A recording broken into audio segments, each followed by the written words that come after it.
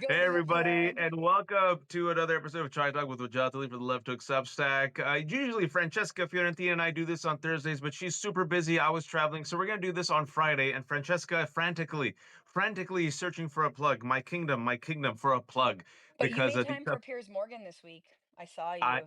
but I was there in Philadelphia. It was Wednesday morning, and like a fool, instead of just relaxing or going to a museum, I'm like, I should work. I'm a child of immigrants, and then I went and debated who the Rubles and Michael Knowles, and then Destiny and Piers Morgan.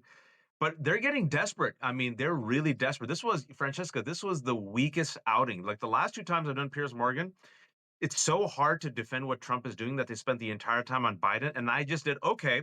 You know what I did? I said, oh, you want Biden's health records? Great. Let's show Trump's. Then melt it down.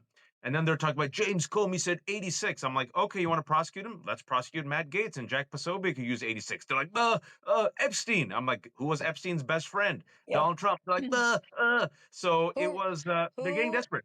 I'm sorry, what? Who raided the Epstein vault with their FBI? That was Donald Trump. Raided the vault, which maybe had naked photos of Donald Trump. Ugh, and young underage women. Ugh. Yeah, I love that you're still going on there. They still haven't had me back.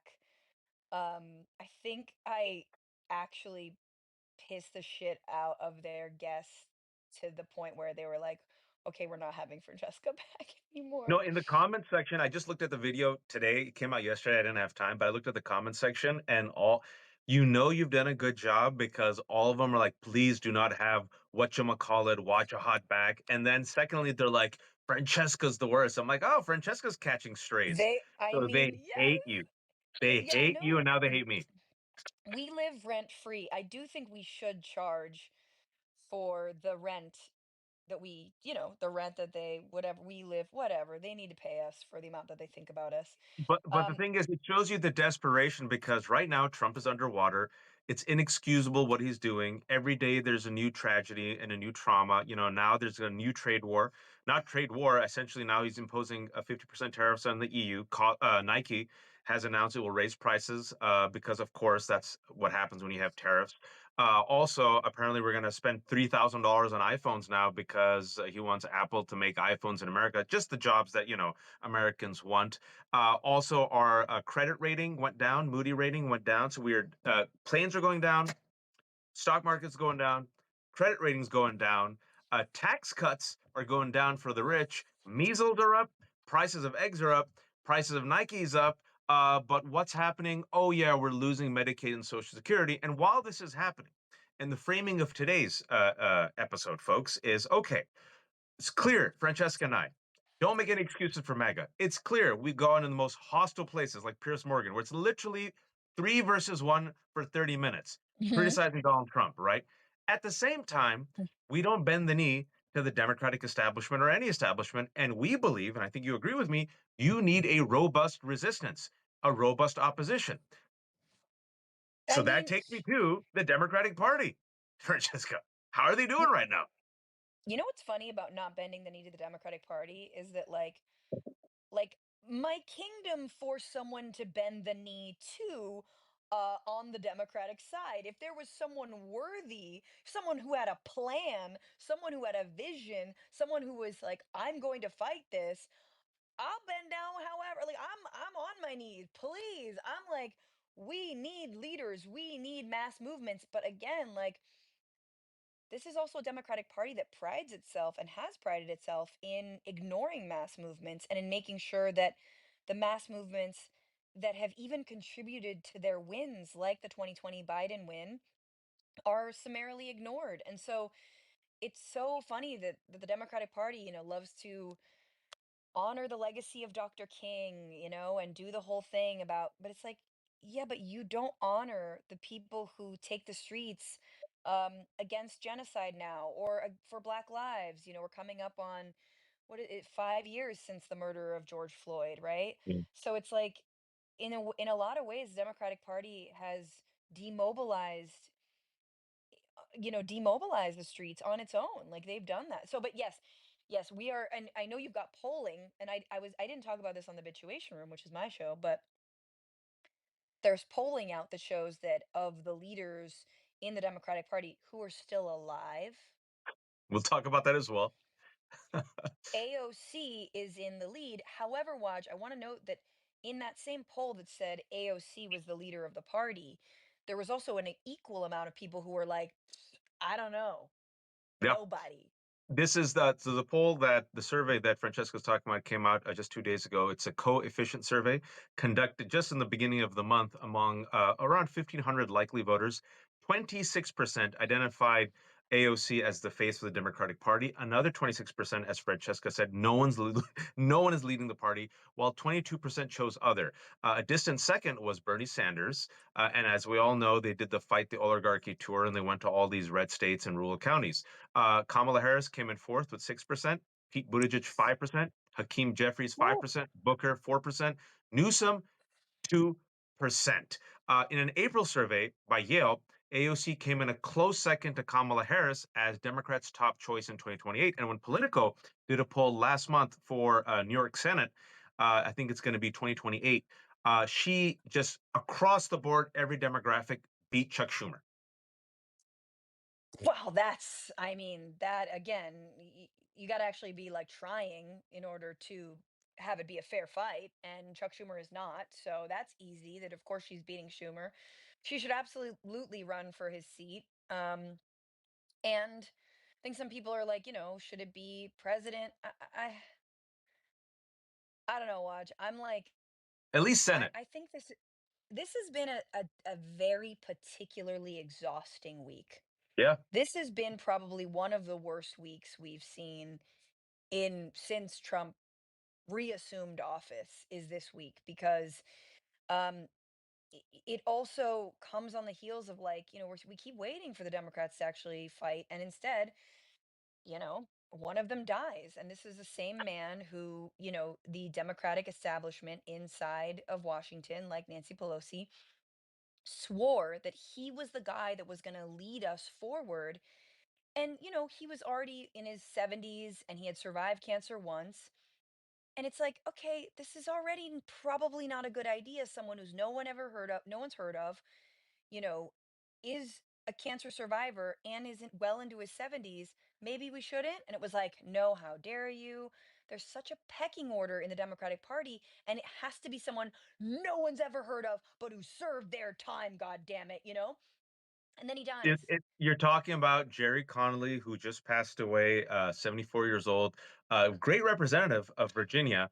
But for those who don't follow, like Francesca and I do, because you're not masochists, Jerry Connolly, about 100 days ago during the Trump second administration, Democrats had a choice.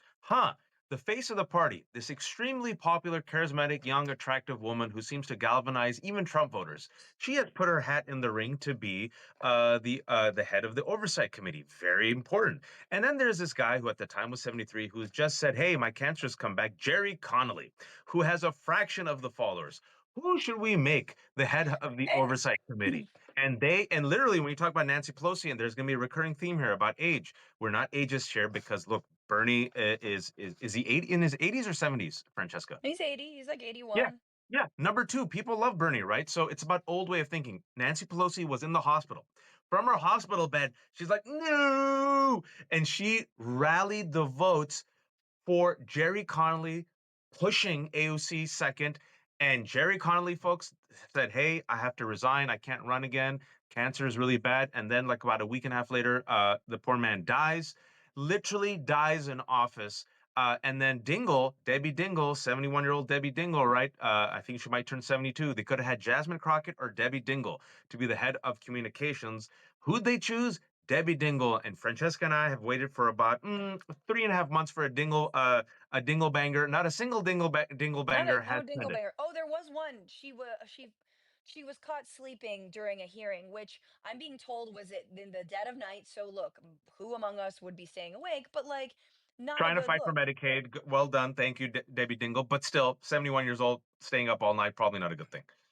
I mean, this is the real issue is like we are not in normal times, and the Democratic Party, especially under Joe Biden's leadership, and let's attach Kamala Harris to that leadership.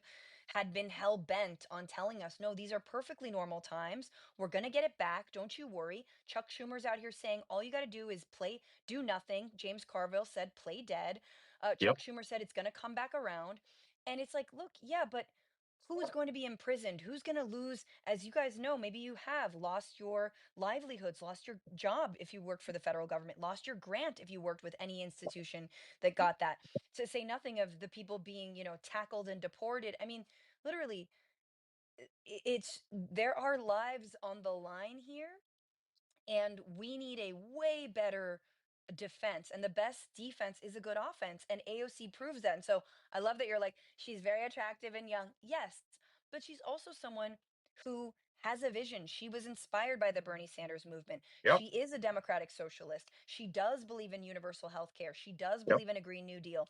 And I do think she needs to, I would, if I were AOC, flex a little bit more on that vision Absolutely. and really lay that, because fight oligarchy is great, but like, how do we fight oligarchy? We fight Yep. it with actual programs that help people. And I don't know, Waj, maybe you got some of this while you were on Piers earlier in the week, but the real head scratcher for me is just how much this new budget bill, this MAGA murder bill, is going to kill people, is going to Yep. hurt people, including in red states. And a lot of them are like, hell yeah, it's a win, as if they're all making $3 million a year or above, or that they're all billionaires. Like, I'm sorry.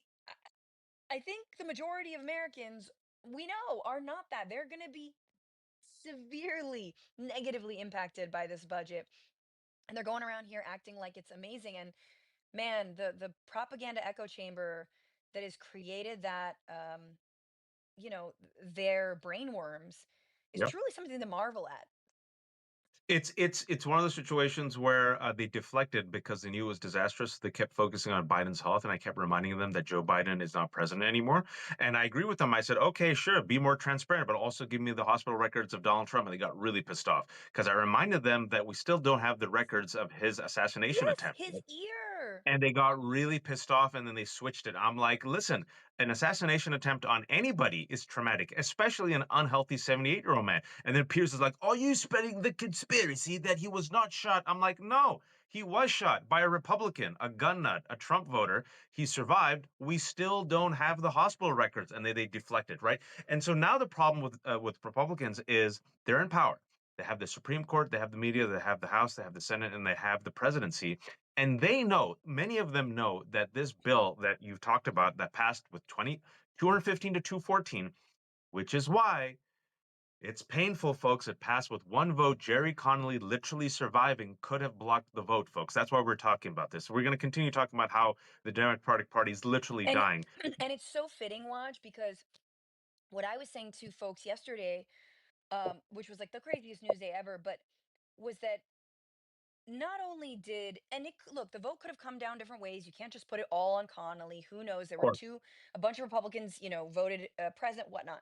But to have simultaneously the mirror image of another budget that wasn't passed, or another broad sweeping platform that could have been passed under reconciliation, which was part of the Build Back Better Act bill that was Biden's signature bill.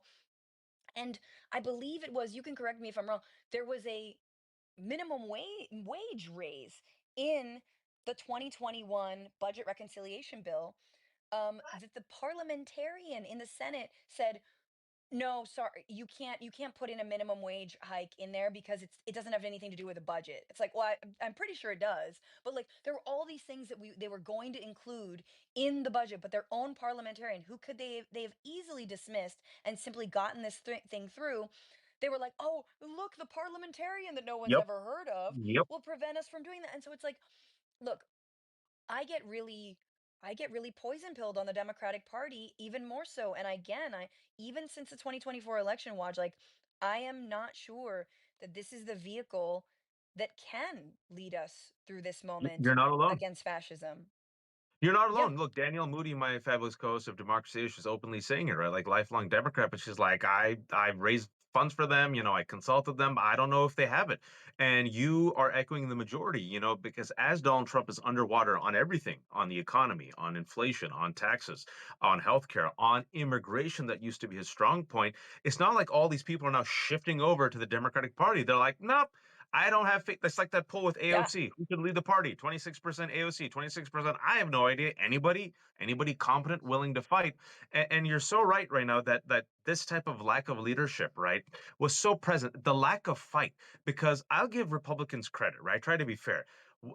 I mean, it's painful to give them this credit, but they don't give an F about polls. They don't care about what the mainstream says. They don't care about liberals. They're like, we have power. We're going to do whatever we want. Try to stop us, biatch. And they literally just Mm-hmm. call you biatch and like they teabag you in front of your face, like, trolls. And then they mock you. And they literally now from the White House have trolls mocking you with some of the most cruel, hateful, immature memes and gifs, right? Literally, as I'm speaking, I'm not even making this up. And Republicans are like, stop us. What are you going to do? And Democrats are like, "Yeah, the parliamentarian. Some overpaid consultant said that Chet won't like this, and we got to win over Chet. Do the right thing. What are your values? What do you stand for? What are you passionate about? Lead with that. And then once you lead with that, you rally people. You know what my Yeah. parents said? My parents are Pakistani immigrants. My father came here in 1966. Then he went to Pakistan, married my mom. My mom came in the early 70s. My parents, right, said, my mom said this. She goes, "You know who I like of the Democratic Party?" I said, "Who?" AOC. I'm like, "Why?"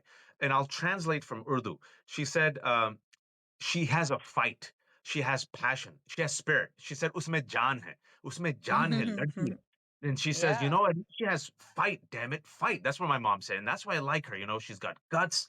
And she, like my mom said, she stands up for something and she's got passion. And then she uses another word in Urdu that kind of, mareve means like dying or deadly. Like she goes, "Ye mareve budde," like these dying old carcasses of the Democratic Party, right?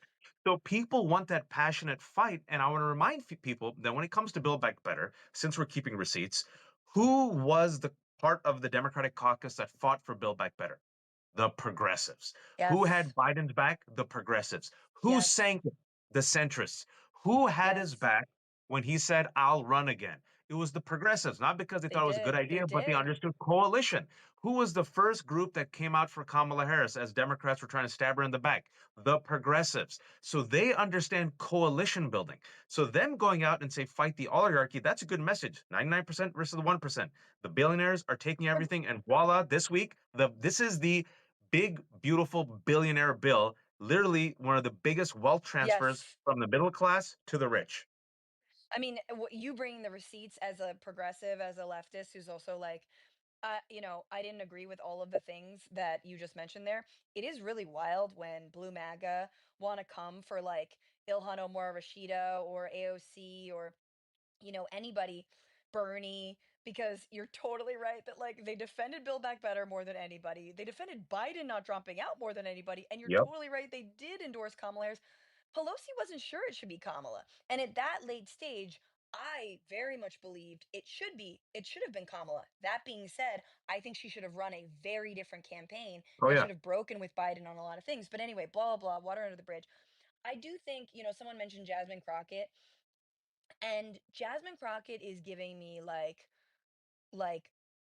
the kind of vibes that I really think we need in this moment, which are burn it all, fuck all y'all.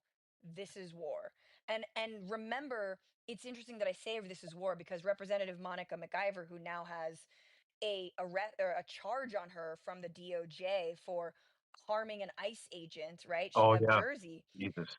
she she said in front of the treasury, she was like, it's war, this is war. And libs of TikTok, like a month, 2 months ago, 3 months ago, in February, they were like, uh this representative needs to be arrested. Meanwhile, then of course she is now facing an actual charge. So it's just funny how the whole thing comes back around. But the point is, I think Jasmine Crockett has this spirit. She is plain spoken in a way that is so refreshing. And I think AOC is like a little bit angling, and I'm not sure to what end. Maybe it is the Senate. Um, she is more reserved than we've seen AOC. And here's the other thing. Let's actually lob some criticism because I did a piece for Zateo that was about abolishing ICE. What happened to abolish ICE? AOC rode to power to the office, her office, by saying we need to abolish ICE. She sold T-shirts that said we need to abolish ICE. That was her signature piece when we were all in 2018. Like, yeah, fuck yeah, abolish ICE in 2017. Fuck ICE. ICE is terrorizing children, ripping families apart. They're lawless thugs. And now, Literally. when they're actually doing this in broad daylight, in the grossest, most obscene ways possible, I need AOC to be that abolish ICE voice. Like, where is that? Where's that energy? Who's I willing to think say there. that? I think she's hedging her bets because she's going to run for Senate in New York, and she's not completely torpedoing herself. I think you're absolutely right. And she's like, okay, this is where I'm going to lean in hard. This is where I'm going to let maybe Jasmine and a few other people do it. This is sadly politics. I completely agree with you. The fact that it's both sides nonsense. They literally pardoned 1,600 violent insurrectionists, including people with violent track records, including people who were held guilty of seditious conspiracy. And our taxpayer dollars last week, $5 million went to pay settle a wrongful death suit of Ashley Babbitt, a completely radicalized QAnon nut who came there with violent intent, and she resisted arrest. Remember what they tell all the innocent black people? Just comply, just consent, just listen to the Yeah, police. yeah, yeah, Uh, yeah. and remember that? And they gave her $5 million. So they're telling us, "Oh my God, you're so violent." And I brought up the violent insurrection even on Piers Morgan, and they completely like, anyway, you're so obsessed with January 6th. So look, I say you need a fighter because all these receipts are there. It's all projection. You have to bring it up, especially with Abolish ICE. Donald Trump, he's negative across the board. The one issue is he's most negative on, folks, about -19 to -21. Abrego Kilmar Garcia, the abduction and the deportation of Abrego Kilmar Garcia. He's -20 on that.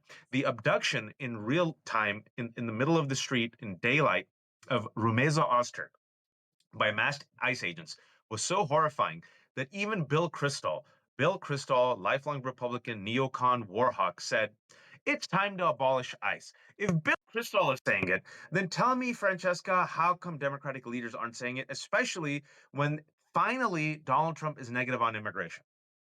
No, it's wild. I mean, this is supposed to be his signature piece, and I think that it is on. I think we also need to have the conversation around racism in a real Hmm. way, which is this is not just about lawlessness. This is about some laws apply and some laws don't, depending on the color of your skin. That's And right. and the idea, and this is, I think, where the Democrats are also flat-footed, because Kamala Harris, I think, ran a campaign that was like, well, if you're law abiding, well, if you, and that largely played into we need to secure our borders, we need to secure borders, when what we actually need to say is um, that there is there like we are criminalizing people who are going through the process of seeking asylum. We are criminalizing people who've lived here for decades. We are not giving them any on ramps to do it the right way that don't take literally 30 years. We are separating family, like all of this. Let's humanize immigrants. I mean, this is the thing that is just like, that's why I don't believe that the Party can win, is because if you're going to say, yes, we need to do some budget cuts, but not like Doge, which I've heard even Crockett say Yeah. similar things. I'm like, I don't I don't need that. If you're going to say, oh, we should crack down on some illegal immigration, no, because it's all a pretext. Because MAGA's laughing in our face about how Absolutely. they never were serious about real criminals. They were only serious about, arresting grandmothers and deporting people who've done literally nothing wrong. By virtue of the fact that they're here, they are wrong. They are illegal in their minds. And so, again, if we don't get a vision break from this, we're going to be fucked. And I do think it can be worker based, it can be class based. You can say this is an attack on all workers, because it really is an attack on workers. Yeah. But you got to lean hard into it. So even I get worried because I don't feel like even AOC's like hedging, like it's like you're playing in an old world politics, my girl. That's right. Like it's a different ball game now, and you got into where you got because you were playing differently. So continue to play differently. Make sure you keep that edge, because I don't feel like you have it. I mean, Yeah, I my feel like fear. she might be losing it. Yeah, yeah, whoever, look, I think it's all up for grabs. I don't bend the knee to any politician. I know they're all gonna, disappoint me. I don't worship any of them. To me, they're just a lever to be pulled and a tool to be used. So it's wide open. There's a vacancy, and I think there's something to be said about the fact that a lot of people who voted for Donald Trump also voted for AOC. A lot of people who voted for Donald Trump said they would have voted for Bernie. Why? There's an anti-establishment narrative because people feel that the institutions are screwing them. Yeah. So whoever then runs on that, especially when Republicans are giving you gift after gift. Literally, this dude accepted a $400 million Qatari jet. Literally, this guy just invited some of the wealthiest people yesterday to his golf course in DC. They gave him $140 million and bribed him with a stupid Bitcoin. Literally, his Secretary of Commerce, Howard Lutnick, a billionaire, is mocking people. Literally, they pardon criminals. Like, you have everything at your disposal. It's like someone like giving you a figurative, like, weapons, figurative, because I know someone might read this and say like, nah, you're talking about real weapons. No, it's like here's a war, and you have all the best weapons, and then Democrats are like, we're gonna take this pencil and stab ourselves in the eye. Actually, we're gonna stab the progressive in the eye. These woke bastards. Yes, Let's go yes, we're gonna stab stab these. David Let's go Hogg. stab these woke bastards in our party. See, we're strong. So that's the Democratic Party right now. And speaking about the Democratic Party literally dying, this was a note from Politico. Quote, it's revealing that even after the ouster of 370 somethings from ranking spots on committees, Representative Raul Grijalva of Arizona, David Scott, Georgia, Nadler, top Democrats on 10 different committees in the next Congress will be over 70 years old, Francesca. All the top Democrats? Yeah, no, well, let's see. I want top Democrats on 10 different committees in the next Congress Oh. will be over 70 years old. Look, my mom is Woo. 80 and I love her, but she needs to be in bed by 9 o'clock. Like she goes to sleep, she's in bed by 8, she just goes to sleep by 9. Like we cannot excite her like to that degree. Like that's too much responsibility. That is far too much work. And look, it's just like you need these Republicans held their hearing for their dumb, awful murder bill in the middle of Yeah, the night on yeah, purpose because they're yeah. ashamed of it. And I also think, I think more broadly, let's like zoom out because, whenever I'm on your stream, I'm always like, I get real like, I get real, I don't know, esoteric or like, I think strategy. And I do think that the anti-establishment nature is a compelling one because people don't see government actually working for them. Yep. And that is a failure of honestly messaging and expansion of rights. So take Social Security, Medicare, Medicaid, these things that are now being gutted or handled by absolute nitwits who have no idea what Social Security is. Now we know that the head of Social Security had to Google what the job was this week. He admitted it, So folks. He openly said, "I had no idea what it was. I had to Google it." That's unless what you you got right now. are on Social Security or Medicare or Medicaid, and even if you are on those programs, sometimes you don't understand the ins and outs of it.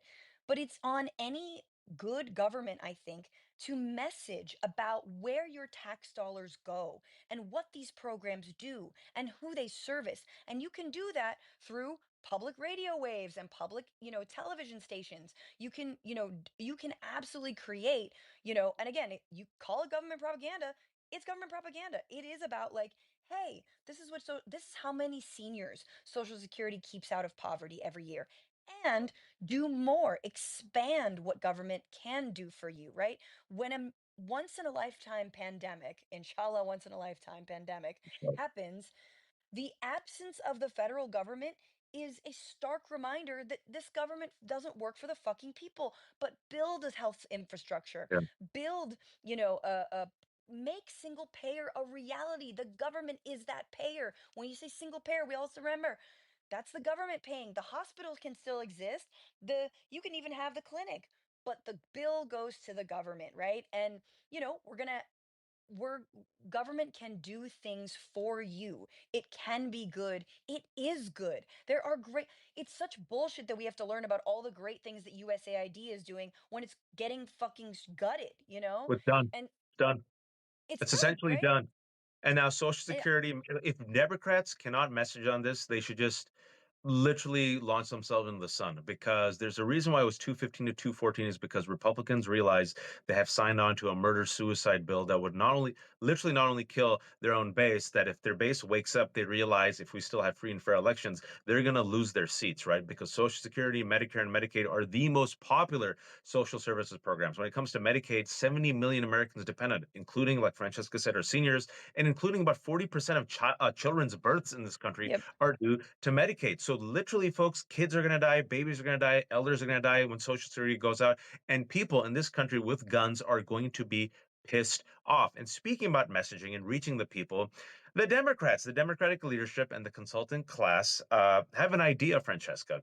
And a big piece came out in the New York Times, I believe, on Wednesday, which said that Democrats are spending up to at least 50 million, if not more, to find the liberal Joe Rogan. So top down, they're gonna find the liberal Rogan, groom them, and then aha, this is how they'll win. I think it is a terrible idea. I think it'll be outdated. I think it won't work. I have my thoughts, but first, I give the floor to you. Maybe I'm wrong.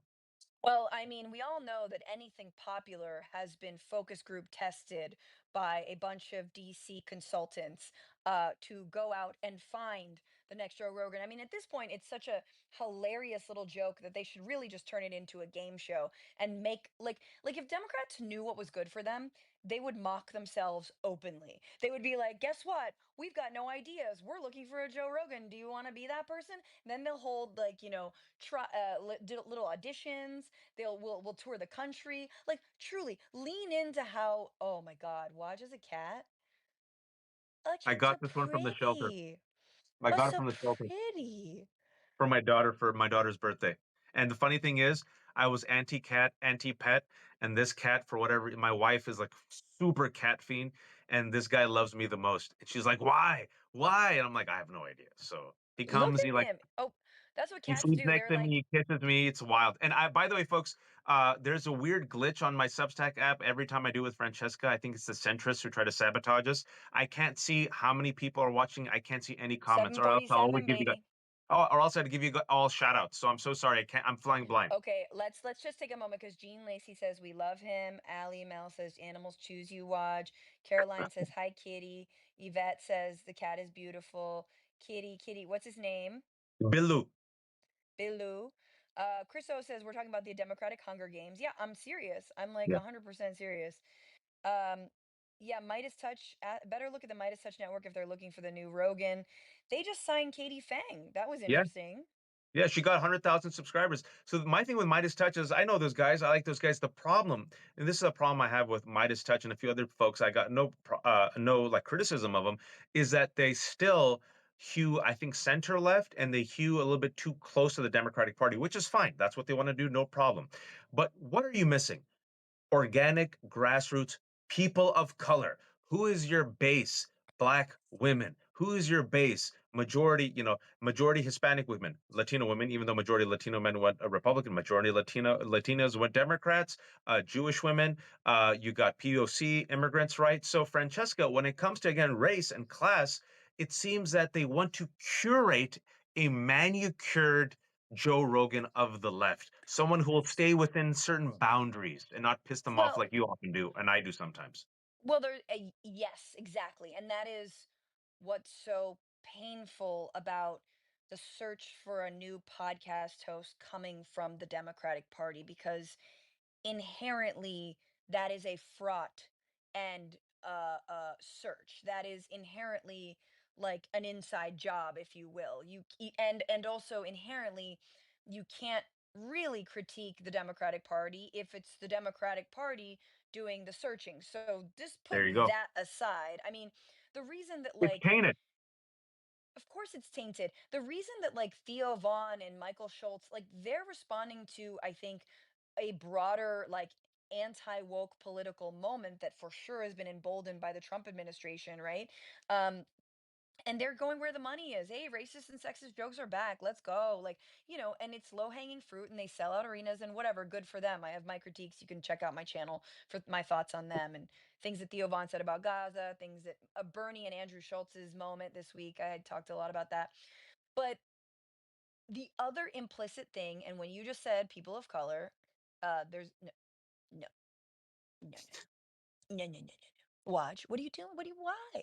No, because the implicit thing, the implicit unspoken rule when you say Joe Rogan of the left is must be cis straight white guy who looks like Rogan and lifts and like, makes us like also does a few racist jokes, but like not that bad, and like also is kind of a misogynist and also is kind of a dumb guy. Like that's the implicit thing. But what we should do is we should like promote like the Dulce Sloans, or the Ida Rodriguez's, these black female comics to just say whatever the fuck and start running their mouths about white men and making fun of white men left and right and dating white guys and all the shit that Andrew Schultz wants to say about black women. Like that would be the actual Joe Rogan of the left, is like a black queer radical woman of color who's like stood on top of a cop car and thinks Beyonce is a sellout. Like that's, you know what I mean? Like, But they should have the whole spectrum, right? But the thing is, okay, have the BTCs, have the Midas touches, have the Jersey girl. I like fine. I like all these folks. It's perfectly fine. And and where are the black women? And where's the LGBTQ? And where's the worker? And where's the immigrant? And where's the undocumented dreamer? And where's the Asian American? Right? Like, oh no, that's too woke. And people might say what you're saying. Oh, Francesca, you're being too cynical. No, Elisa Slotnick, she openly said my oh, war plan. What did she say? The war plan is we can't be weak and woke, and we need that type of alpha male coach, Dan Campbell's energy, the white gruff Lions coach, Detroit Lions coach. So literally, she echoed what you just said in a mocking way. But no, that's what they want, and so they think the liberal version, this is a center left version of Joe Rogan, and we'll throw people of color under the bus, we'll throw the poor under the bus, throw LGBTQ under the bus, a little bit of misogyny, never ever mention Palestinians, and that's the way to well, victory. I mean, that's the other thing I think that, when you talk about Midas Touch and BCC, like, let's just be honest. There's certain lines that they don't cross and they don't really talk about, and that is around Gaza. And I think if the Democratic Party ever wants to earn back the trust of young voters in this country, they have to break all ties to the Israel lobby, and they have to start seriously and honestly talking about ending weapon sales as a platform plank to Israel and ending US complicity in the occupation and in this genocide. I mean, that's really the lowest bar. As this week, we blew past 48 hours where we were told by the UN that 14,000 children are on the brink of imminent starvation. I know that today there was some more aid trucks that were let in, um, but this is defining a generation. And so if you cannot speak to that, you might as well not be speaking. Like you could search high and low. But as I just mentioned, guess what? Theo Vaughn fucking said something about Gaza. And then the He got next day, radicalized. He got oh radicalized in real time.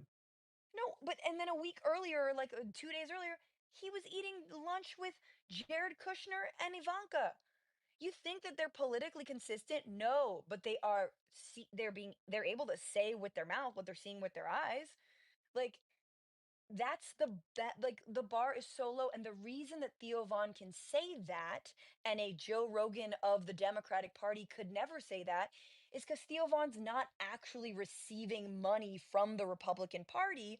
He's just hanging out with a lot of Republican stooges and guys, and he's just like in the mix of them, but They they're not groomed him, they policing. Trojan horsed him, they Trojan horsed Sure. him, and they rewarded him for him being him. Yeah. That's how they won, right? They took these people who are already in spaces of comedy, sports, fitness, gaming, and they're like, oh, let's inject some money and views and eyeballs. And once they saw that they were incentivized to go further and further to the right, human nature, they're like, oh, my base wants this. And instead, it's not top down, it's But kind of no like strings sideways. attached. Yeah, It's it's just kind of like, we sideways. believe They in went in. you. There you go. There you go. It's like, I mean, that's the thing is like this week's also, and this is last couple of weeks where Twitch streamer Hassan Piker, well-known leftist, who is so actually obnoxiously correct all the time. Like every time I want to hate on Hassan, he says something brilliant. He's incredibly smart guy. People should watch him. People should listen to him. He knows what he's talking about. He also says hyperbolic, funny, ridiculous things. I love that about him. And all the left does, or all, is like, people are like, "Oh, this has gone too far. He's too crazy. He's this and that. You got to reel him in." I mean, not the left, all the like centrists do. And not, I mean, I'm like, who really does that? It's like the ADL this week said that he was, basically a terrorist sympathizer, which is awful. Jonathan Greenblatt, I believe. Well, they And also then said Miss Rachel's an anti-Semite, and now in the aftermath of this horrific killing of two Israeli embassy workers, you could see people from the pro-Israel lobby are openly going after anyone who says "Free Palestine" and saying, "See, that's a terrorist chant." And seeing how the winds have shifted on CNN, Sarah Snyder, I have to give her credit. Sarah Snyder, when she had a spokesperson from Israel saying anyone who says that, see, they're all part of the same thing. She said, I don't think so. I'm sorry, that's a big leap. You can't take all these people overwhelmingly peaceful, including Jews, who want a ceasefire and an end to occupation, saying that just because they want a free Palestine, that they are somehow guilty of and or share the violent sentiments of this person who killed this right. engaged couple. So it's one of those situations that you see the rest of us saying that's horrific. Can we also and not but and can you also And say a genocide of Palestinians is also horrific? Nah, can't go that far. no, it's decorum first and everything else and content second.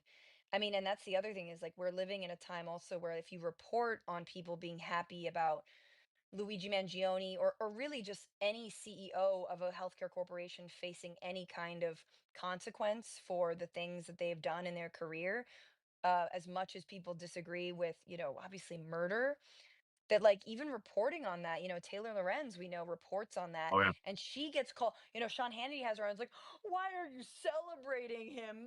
Man has a family. And it's like, literally, when you explain that, even when you say the actions of October 7th are not justified, but they are an act of desperation that give you a clue into, everything that the Palestinian people have gone through. They're an act of desperation. Like, even saying it's an act of desperation is seen as condoning or supporting or, and it's just like, oh God, like, we really need to distance. And yet Israel can do literally whatever it wants. And like, Yeah, there's absolutely it's the endless condemnathon that I call me and Mehdi have called it the condemnathon that brown condemn. people have had to do since 9/11. We have to condemn every single violent action done by violent people we've never met. The first time I was on Piers Morgan's show a year and a half ago, first thing he asked me is, "Do you condemn?" And I said, "I condemn Hamas, I condemn Hamas, I condemn I Hezbollah, I remember condemn that. Islamic Jihad, I condemn everything." And then once they had nothing, they're like, "Oh, he does." And then I went on, and I try to be morally consistent. Who would have thought? Be morally consistent, right? And speaking about Democrats, and the reason why Francesca and I have been talking about this, and might Funny not agree with fun. everything that we said, but we've been trying to warn Democrats about this. If you all saw the kids, if you're trying to win over the kids, George Washington University. If you saw what happened at NYU, if you saw what happened at Columbia in the past week, look at all the kids: white kids, brown kids, black kids, Jewish kids, Palestinian kids, Oh yeah. overwhelmingly. What do? Free Palestine, end the war, free Mahmoud Khalil. They booed the acting president of Columbia University for 3 minutes, folks. The valedictorian of That's George so good. Washington and the valedictorian of NYU talked about the genocide. So maybe Democratic Party, you want to get on board with the majority around the world, the majority of your party, and the youth who can smell bullshit, and which is why again this Joe Rogan of the left, why I think it's going to fail, is people can smell bullshit and inauthenticity, and they still don't don't you learn, Francesca. don't you think that Gavin Newsom is probably like, ooh, me, I have a new podcast. I'm the Joe Rogan of the left. Do you think Gavin Newsom wants that money? I mean, is this for real? For real? They're actually spending $50 million. Yeah. I'll take it. Yeah, no, yeah. I mean, Hell honestly, no. yes.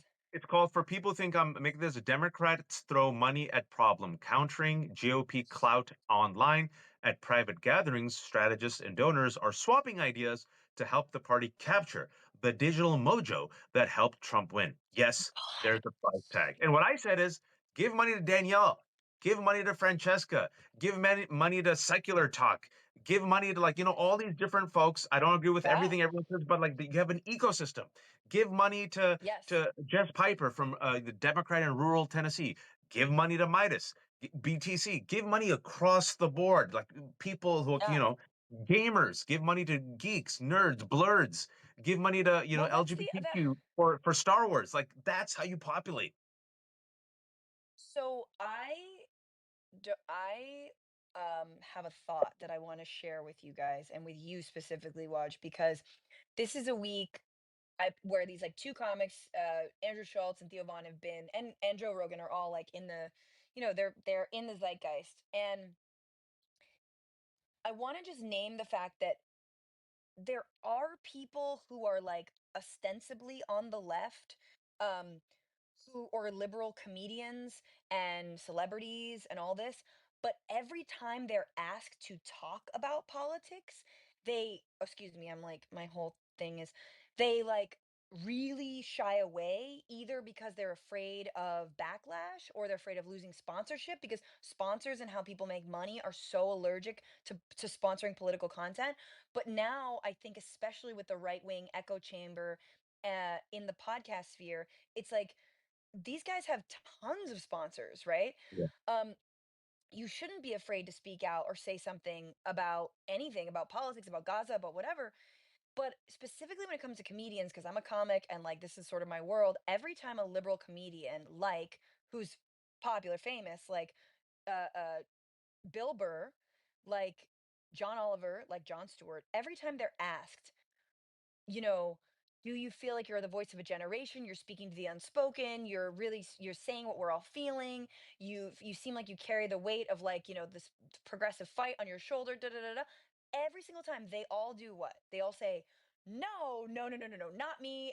Do not look to comedians. We are not your saviors. We're not your intellectual leaders. We are not your people. Go look to your politicians. Go look Yeah. to your, whomever, your religious leaders." And I totally embrace the desire to not assume responsibility, and not say that like comedians are truth, intellectual truth teller guru people, because I understand the danger. But look at the other side. The other Yeah. side is perfectly happy to be like, yeah, you know what, I do have some good ideas, and yeah, I tell some racist, sexist fart jokes from but like, yeah, I don't mind being an intellectual leader. Like, the other side is not afraid to lean into that, but Yeah. liberals, I think, almost out of caution and responsibility, do not want to be seen as those leaders. And so it's just an interesting conundrum, because you're like, it's, you know what I'm saying, it's like, damned if you do, damned if you don't kind of thing. Greg Gutfield, comedian, hack comedian, Oh my who's one of the god. most influential talk show hosts because he echoes the party line on Fox. Ronald Reagan, actor. Donald Trump, actor. They use culture, folks. They always have. And Bill Burr, to his credit, today did a really good riff. He's like, this is horrific what's happening with the ICE abducting people and these rich people transferring wealth, and these rich people don't care about you. You should listen to what he said for people who are watching. He goes, kidnapping brown people, is that going to help these rich bastard CEOs give you more money? Of course not. They never want to give you more money. That's why they outsource the jobs, right? So I think Bill Burr and the other folks kind of saying this is great. And then Andrew Schultz, he's a clown. He's such a mediocre comedian. Such a I mediocre love comic. comedy. My problem is the Joe Rogan brosphere is it's a type of a cult mob. They all think alike. They all live in Texas, right? They're all terrible comedians. I just be a good comedian, and they're not. And what they've done is they've gone for the Right. low hanging fruit of like Right. just attacking woke and political correctness. I can't say this, so I'm going to say it. Ooh, gotcha. Like Tony Hinchcliffe. None of their material is memorable. No one can remember a single set they've done. There's no bits like Carlin or Rock you can point to, right? They're riding the wave, and they know the anti woke, say what you want. Ooh, look, I said the N word. Ooh, I said Yes. retard. Ooh. And then, Yes. people laugh, and then they get their money. But I think, look, what I've always said is I've been following these people in their careers. I predict like Jerry Springer, it has a high mark and it quickly descends. And I feel like you're seeing them descend in real time because Well, even I their own think, base is turning on them. yeah, Because now that's they're rich true. guys. Now they're rich guys. No, 100%. I felt the turn.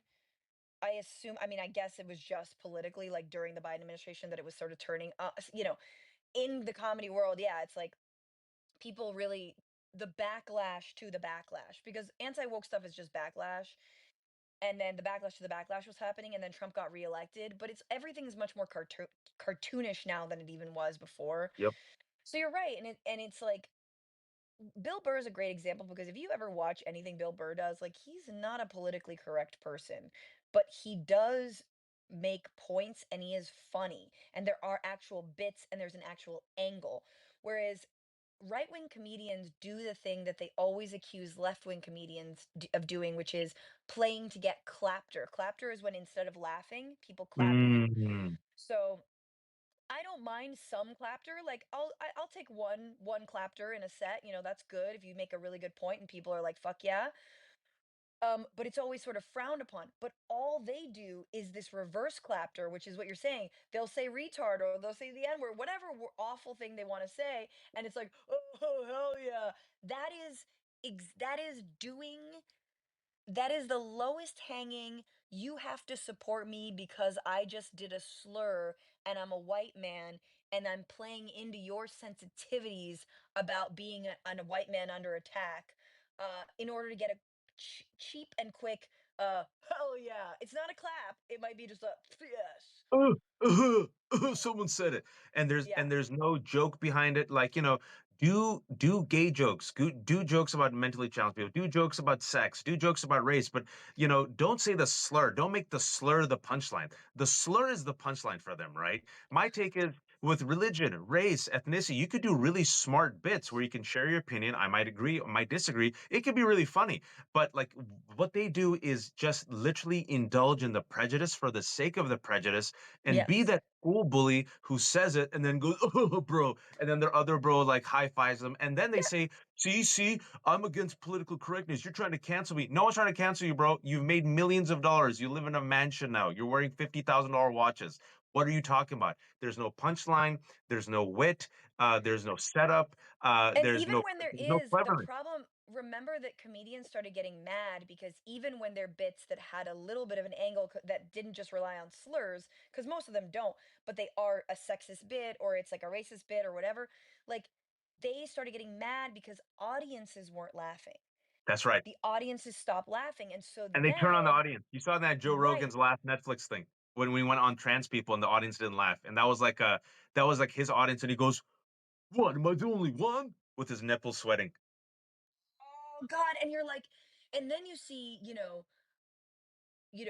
like for comparison, Dave Chappelle, who is a raging transphobe, but who has so many sycophants and so many fans are gonna laugh at literally anything he says. And to give Dave credit, I do think his bits are transphobic, but actually a better angle than like some of the other like anti-trans shit. I Meaning agree like with there's a that. little bit of craft in it. There's Yeah. a little bit of writing. Just write better. But this is like, oh, I don't want to write better. The audiences aren't laughing at this lowest hanging fruit anymore. So I'm just going to make that the crux of like, you're not laughing at it. I, Anyway, I, I blah, want to blah, ask you, blah. I want to ask you this one question before I let you go, because you might agree with me or disagree. I don't know. You're an actual comedian. You're a comedian and a podcaster and commentator, and you're on TV. Am an old middle-aged man who did improv comedy in high school and a sketch comedy troupe in UC Berkeley because I'm immature. But my sensibilities are a bit different than many of the progressives, and I think you might share that. Where I say, give some space for liberals, progressives, people to have these conversations with wit, with intelligence. I don't have to agree with everything, which is why I think Bill Burr is so much more effective than the clapter seeking some right wing comedians or some lefty comedians where they have everything manicured, right? And like, I will not say this, and I will not say that, and I will not say this. Bill Burr is willing to swim uphill a little bit, but that gives him an edge and authenticity, which like makes him make these liberal points much more accessible. And he's Yeah. also funny and clever, right? So and I have just my own personal sensibilities, Francesca. I can tolerate a lot more than most. I went to an all boys Jesuit Catholic high school, right? You have to like, we used to like roast each other every day. So everyone's a bit different. With this not excuse folks for talk down people or mock people, but I'm just saying, my sensibilities, I can take a lot more, and I feel like there should be a little bit more opening with the left, not to just jump on everyone and sometimes just say like, you said that word, I didn't like this joke. It's fine, No, I criticize mean, them, look, but give them space. first of all, I want to take this opportunity to say, come see me live for the Bituation Room. Now that there are 910 of you, I'll be live at the Elysian Theater next Friday, 1 week from today, doing a live episode. We're going to have council member Eunices Hernandez. We're going to have an opening set for my friend Pallavi Gunalan. And then we're going to have a roundtable, regular old Bituation Room. This is what I try to do with my show, which is take myself left seriously. I come from the activist left. I've seen the policing of one another's speech. I have seen It's the wild. circular firing squad that leftists fall into. the purity politics. I know it very, very, very deeply. I've seen it happen, I've seen it destroy people. I'm not saying that doesn't exist. And the to me, the way we fight that is to try to take ourselves all a little bit less seriously. We have to make jokes. We have to do that without hurting one another, Yeah. without calling for violence or whatever. But if our choices culturally are be perfect, which people feel they have to be, and say the right things and know all the right things. Look, I my trans friends were the ones to tell me about like how to use correct trans terminology. I'm constantly learning. I you don't are just born learning about how to treat people with respect. They tell you, we learn, we study, we get called in by our communities. But if the choice is between being perfect and just being yourself or saying whatever, most people will choose the latter because it's too difficult to be perfect. And so we as progressives, as leftists, even as like, DC consultant class whatevers, which we're not, I'm just saying if there are any watching, like you have to allow people to make a thirst trap joke about, Luigi Mangione. You have to allow people to make fun of Who does RFK. that? Who does that? Like you have to allow people to make fun of RFK Jr.'s voice like I do. You have to allow people to make fun of Greg Abbott in calling him Hot Wheels like Jasmine Crockett does. Like we have to be okay with also knowing power, where power lies. I'm not making fun of random people in wheelchairs. Greg Abbott is one of the top, I don't know, 10 villains that this country has. He relishes in Cruelty. destroying the lives of women and undocumented people. And And and DEI, Francesca, includes people who are disabled and need wheelchairs like him, and he doesn't care because he has wealth and power. Exactly. Peter Thiel is a gay man, but he's too wealthy to be gay, guys. That's the point. It's, okay for me, not for thee. I'm going to fund a bunch of homophobic, anti-gay legislators, but I get to do whatever I want because I'm a billionaire. So, we have to have more fun no matter where we are. Always fucking have fun. Always take yourself less seriously. These are awful times. The last thing we need is to make enemies of one another. That being said, if you're not throwing down for Gaza, I don't like you. She's not kidding. But you should throw down for Gaza because you're a human being, and to see mass suffering and a genocide in real time in your life should appall you.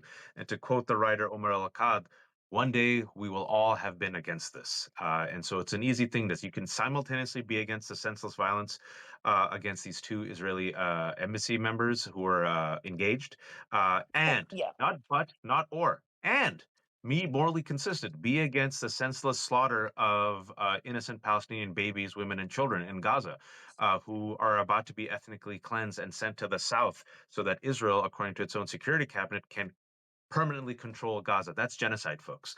yeah. Just be a decent person. Be a decent person. Thank you, Francesca. I kept you much longer on a Friday night. I can't see anything, so I'm assuming 900 people stayed on. That's wonderful. 936 people. I would have given you all shout outs. I'm sorry, I just can't see. I'm flying blind. It happens sometimes with the Substack. They've apologized, but it only happens with me and Francesca. It's the centrist. It's Joe Manchin's. Joe Manchin's ghost always comes in and infects the Substack app live. But Jenny Francesca Fiorentini, Cummings, BC, Naomi Peter Sukowski, Sandy Becknap, Yvette, thank you. Jules, as always. no, Um, thank you. Please subscribe to Francesca's Substack. Please subscribe to her YouTube channel. Watch her show, Bitchuation Room. Come see her live stand up. If you can, you're watching for the first time, be a subscriber to The Left Hook. It's free. I have no paywalls. Pay what you can. I'm like Blanche Dubois. I always depend on the kindness of strangers. And I also co host Democracy Ish with Daniel Moody. And usually every Thursday, Francesca and I talk, but I was traveling. So we have to discuss Andor and some other stuff. We'll think of something Next next week. Thursday. I still haven't finished it, but today, Oh, that's tonight, why. tonight. Tell me when you finish it. We'll talk next week. I'll give you no spoilers. Yes, yes, I'm very excited to dig into it with you. I mean, I did want to just mention, I talked about this on my show, but Scott Jennings ironically siding with Emperor Palpatine. You saw that clip? They don't know. Did you see the one on May 1st, May the 1st be with you, where the White House promoted the image of Donald Trump No, yeah, holding yeah, a yeah. But that red was May the 4th. lightsaber? No, no, no, yeah, yeah, but May the did you force be with you. actually Excuse me. see the Scott Jennings? I haven't seen the clip. Okay, you gotta go. Everyone, go to my YouTube because we're gonna put it out soon. But Scott Jennings unironically defending, no, ironically defending Emperor Palpatine. Just look up Scott Jennings, Emperor Palpatine, the I haven't Empire. seen the clip. Okay, It's watch, time to take a fresh look at the reign of Emperor Palpatine. Wow. Wow. and he's joking. He's joking. Watch, it's a joke. Just watch it. We'll talk about it next week. They're telling if a fascist tells you he's a fascist, maybe he's a fascist, folks. I don't know. That's just me. Francesca, thanks so much. 900 Thank folks, thank you. you so much. Everyone, take care of yourselves. Have a good, relaxing, long weekend. Yes. Unwind. This is for the long fight. It's going to be a long fight. So we don't need martyrs. We need fighters, and we need fighters who have joy and Or hope. go to a Tesla. Go to a Tesla takedown. I don't know. Take the streets too. That's fun. That's fun too. And but have a good time while you're doing it. Take care, everyone. Yes. Thank you, Francesca. Bye.